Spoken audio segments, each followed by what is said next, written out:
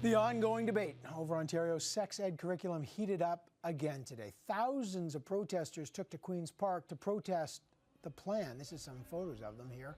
The controversy over this curriculum just doesn't split along left and right lines, though. The debate is dividing Christians on how to teach sex education in the schools. We've got two very outspoken Christian voices on the right side of the political spectrum who see this very differently, this sex education program in Ontario. Should it be scrapped, or does it lay out very important pragmatic issues children ought to be taught in school? Joining me now from Toronto, columnist and author Michael Coren and the president of the Canada Christian College, Charles McVety. Good to see both of you gentlemen. You were both at the protest today. We've shown pictures of it. Let me start with Mr. McVety. You helped organize it. What was your purpose in protesting the sex ed curriculum? Why did you want this protest? Well, we want the Premier to tell us the truth about the projected outcomes of this radical education that she is about to implement. I don't believe she knows it. Tell us the truth about Dr. Ben Levin's involvement in the development of this curriculum, and to tell us the truth even about the so-called parent consultation that must not have gone her way, because she never gave us any of the details of the outcomes of that. We want to know the truth, because this is not a game, this is not politics, this is about our children, and it's about their safety and their health, and especially their sexual health, and we don't need to go into this blind. All right, Michael Coren, some might be surprised that you have a different view on this. What's your view on the protests and the sex ed curriculum? I was at the protest by chance. I was actually going from church, of all places, to a lunch appointment, and there was a protest. It was well attended, I should think 2,000 to 3,000 people. With all due respect to my companion here, I was disgusted. There was anger, there was outrage, there was hysteria. As I was there, I asked various people had they read the curriculum. Nobody I spoke to had read the curriculum. And most of the people there I spoke to didn't have English as a first language, which is not a criticism, but they hadn't read the curriculum. There were screams about Kathleen Wynne's character. I was actually personally denounced from the platform. I was rather proud of that. That was by a man who was an Elvis Presley impersonator. It was an interesting coalition they had formed. There was a lot of ignorance and anger and outrage, and I think it was misplaced. Now, as for the curriculum itself, and unlike, I think, most of the protesters, I've read the thing, and it's pretty banal, it's pretty boring. The interesting bits, if you like, that concern sex and sexuality, for the most part, they are innocuous. We've raised 4 children, my wife and I. Believe me, kids are aware of this. The document is very sensitive to parental aspirations and authority. It refers to sensitivity towards religion. It talks about abstinence several times. Some, and I'll say this quite clearly with absolute candor, some of the statements, many of the statements made about the curriculum are not true.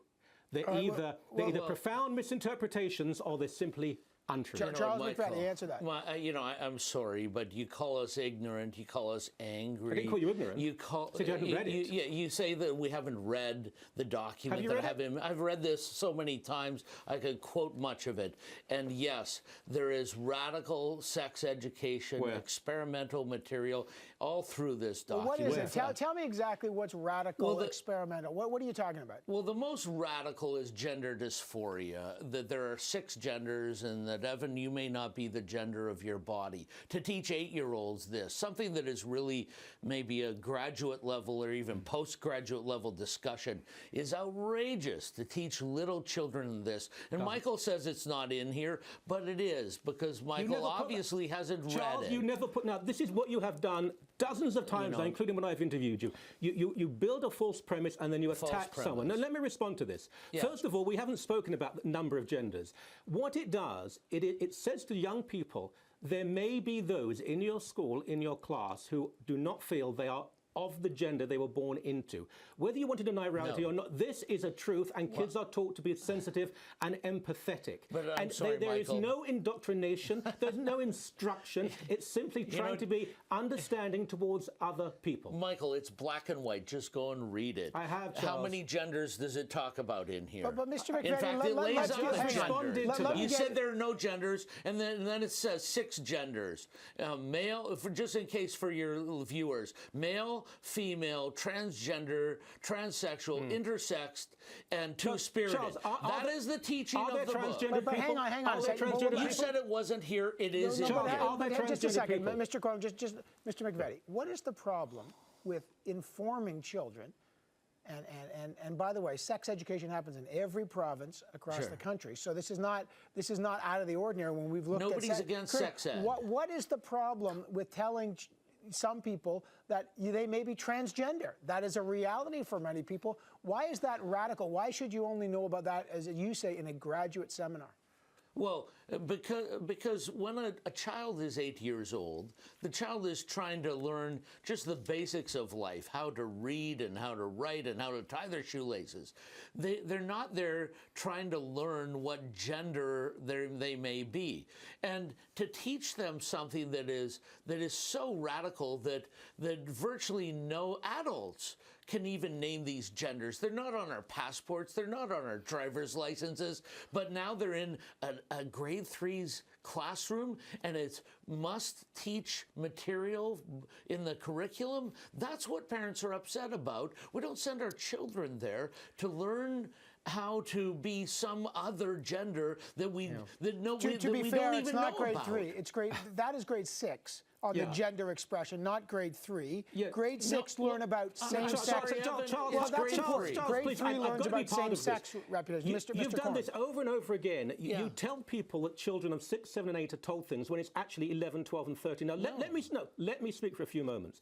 This is not only about the curriculum here. This is about an attack on Kathleen Wynne and an attack. Here we go. Yes, here we do go. And an attack on her sexuality. And I was there today, and some of the remarks made about her were entirely pernicious. You know, Charles, let me speak. Hang on. Mr. Coren, then Mr. McVety. Go ahead, sir. Some of the attack. I wrote a piece in the National Post as a Christian, saying that I thought the curriculum was largely innocuous. There are certain elements I probably would object to, but not strongly.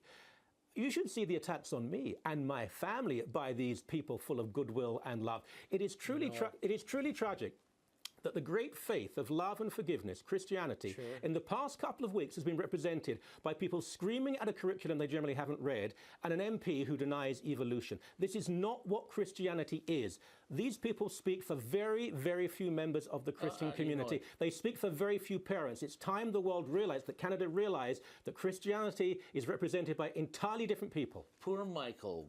You can't win the argument. Thanks for the compassion. So you shift the debate and you start calling us names. You infer that we're homophobes. You call us really that we're ignorant, that we haven't read. Here, people can go to my website, protectourchildren.ca, and you can read it yourself.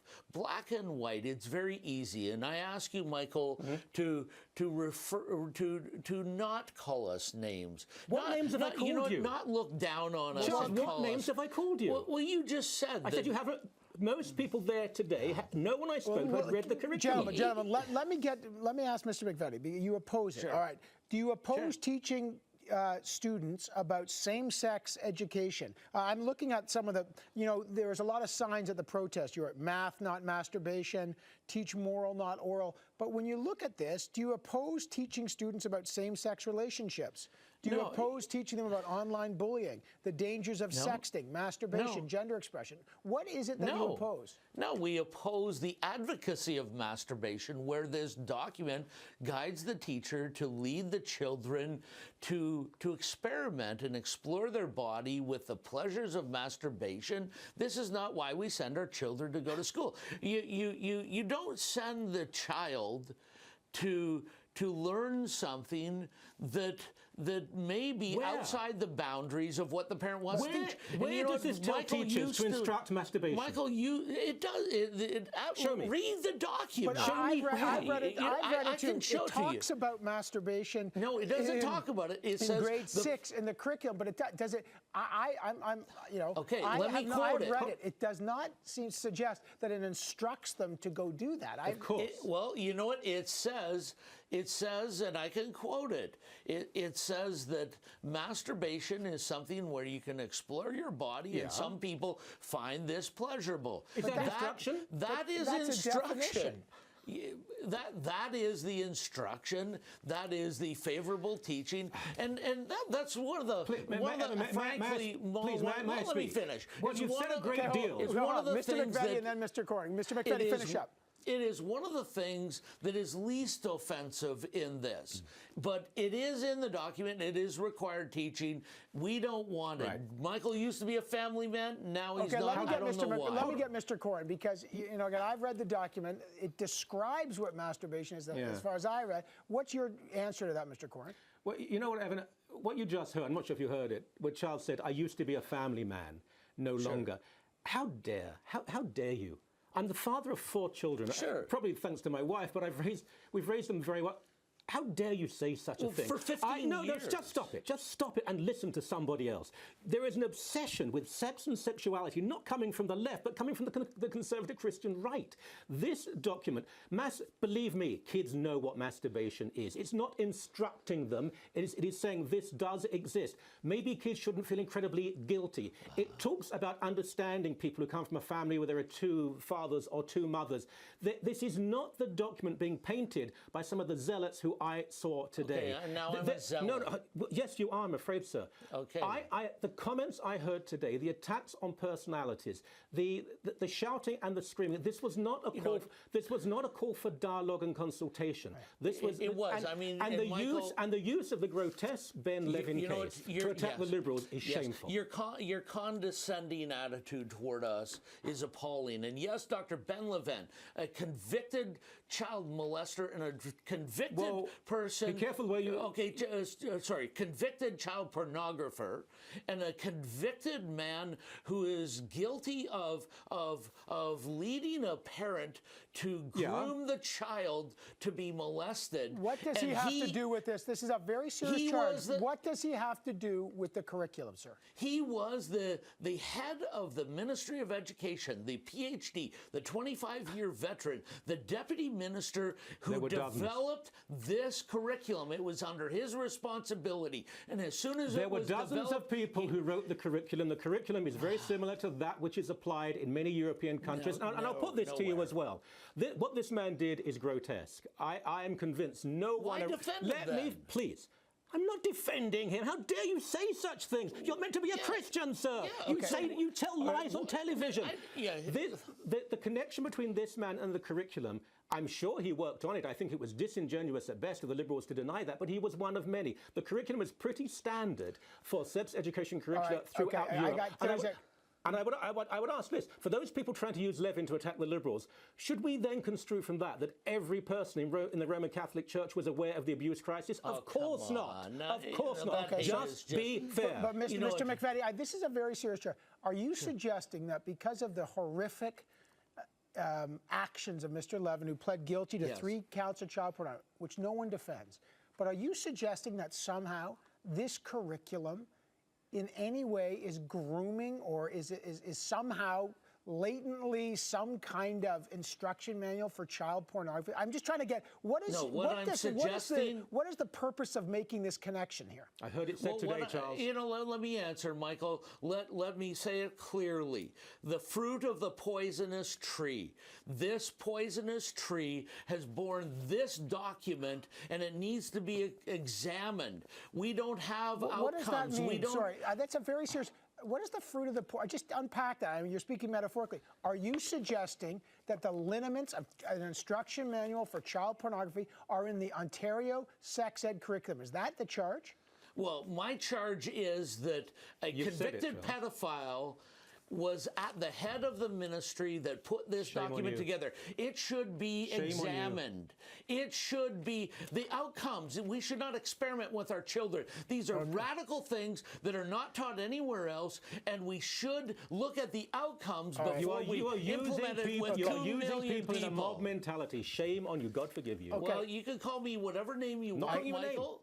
Yes, you are. You've called me every name in the book, and I'll let you do that, but I'm going to stick with the facts. And the fact is that this education is wrong. Okay, listen, the debate about the curriculum, obviously protest today. I appreciate both perspectives, author Michael Coren and columnist. Good to have you back on the program, sir. President of the Canada Christian College, Charles McVety. Good to have you back on the program. Thanks, gentlemen. Thank you.